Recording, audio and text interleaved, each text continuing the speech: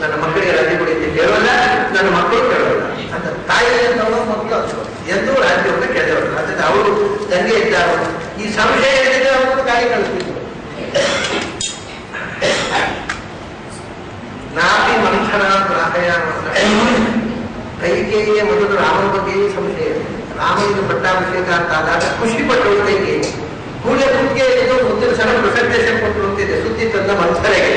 ಅದ್ರ ಮಂಥರ ಬೈದಾಳೆ, ನಿನ್ ಬುದ್ಧಿ ಇಲ್ಲದ ಹೆಣ್ಣು ನೀನು ನಿನ್ನ ಬದುಕಿನಲ್ಲಿ ನೀನು ಆಪತ್ತು ಬಂದೋದಿದೆ, ನೀನು ಖುಷಿ ಪಡ್ತಾ ಇದ್ದಿ. ರಾಮ ರಾಜ ನಿನ್ನ ಮಕ್ಕಳ ಬಗ್ಗೆ ಏನು ಅರಮನೆ ಊಟ ಬಿದ್ದ ಹುಡುಗರು ಅಷ್ಟೇ.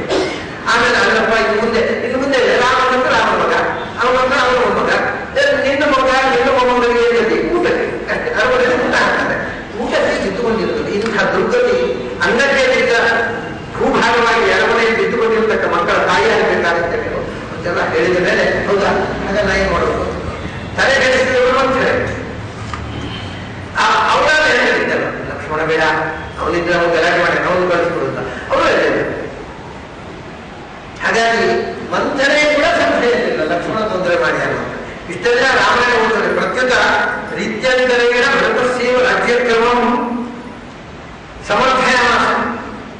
ಭರತನಿಗೆ ರಾಜ್ಯ ಸಿಗಬೇಕು ಅನ್ನೋದಕ್ಕೆ ಅವಳೊಂದು ಲಾಜಿಕ್ ಮಾಡಿದ್ದಾರೆ. ಏನಂದ್ರೆ ರಾಮಾಯಣ ಒಂದು ಶ್ಲೋಕ ಇದೆ, ಪ್ರತ್ಯಾಸನ್ನ ಕ್ರಮೇಣ ಭರತಸ್ಯ ಭವಾನಿ ರಾಜ್ಯ ಧರ್ಮೋ ವಿಸೃಷ್ಟಂತು ತಯೋರ್ತಾವತ್ಯ ವೀರ್ಯಸೋಹೋ ಅಂತ.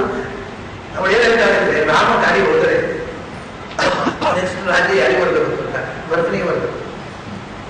ಓ ಇದನ್ನು ಭರತ ದೊಡ್ಡವಾದಕ್ಕೂ ಲಾಜಿಕ್, ಇದನ್ನು ಲಾಜಿಕ್ ಅಲ್ಲ.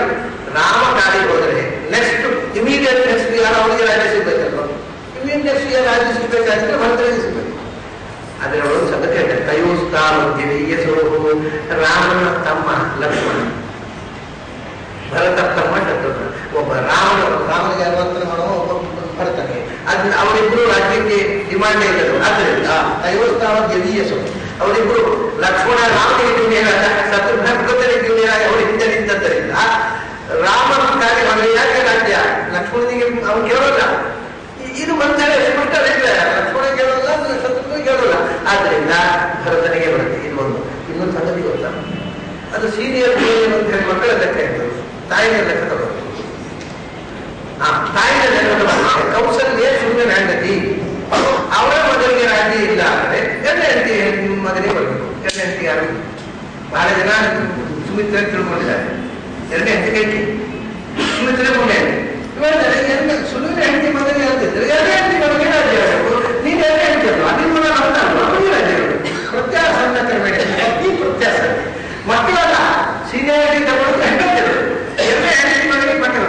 ಎರಡನೇ ಹೆಂಡತಿನ ನೀನು ಕೈಕೇಯಿಂದ ಮಧ್ಯಮಾಂಬ ಅಂತ ಹೇಳ್ತಾರೆ ವಾಪಿ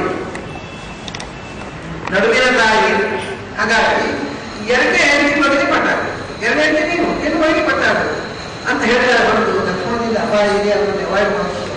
ಹಾಗಾಗಿ ಲಕ್ಷ್ಮಣನಿಂದ ಅಪಾಯ ಇದೆ ಅನ್ನುವಂತಹ ಕೆಟ್ಟ ಬುದ್ಧಿ ಮಂಥನಿಗೆ ಇರಲಿಲ್ಲ, ಲಕ್ಷ್ಮಣನಿಗೆ ಮಂಥನಿಗಿದ್ರು ಕೆಟ್ಟವರಾಗಬಾರದು. ತಥಾಚ ಅಯಂ ವಾಲ್ಮೀಕಿ ವಚನಾರ್ಥಃ ಲಕ್ಷ್ಮಣಸ್ಯ ರಾಮಾದ್ಯವೀಯಸಃ ನಿತಾಂತಂ ರಾಮಾನುಗಾಮಿತ್ವಾತ್ ಶತ್ರುಘ್ನಸ್ಯ ಭರತಾದ್ಯವೀಯಸಃ ಭರತಾನುಗಾಮಿತ್ವಾತ್ ನತಂ ಪ್ರತಿರೋಧುಮೀಶಾತೆ ನತಯೋಃ ಸಕಾಶಾದ್ವಯಂ. ಅವರಿಬ್ಬರು ಲಕ್ಷ್ಮಣನಿಂದ ಮತ್ತು ಶತ್ರುಘ್ನಿಂದ ನಮಗೆ ಅಪಾಯ ಇಲ್ಲ. ಯಾಕೆ ಲಕ್ಷ್ಮಣ ರಾಮನಿಂದ ಬಿದ್ದವರು, ಶತ್ರುಘ್ನ ಭರತನಿಂದ. ಅವರು ಯಾರು ರಾಜ್ಯದ ಮೇಲೆ ಹಿಂದೆ ಬೀಳಲಿಲ್ಲ. ಹಾಗಾಗಿ ನಮಗೆ ಇಬ್ಬರೇ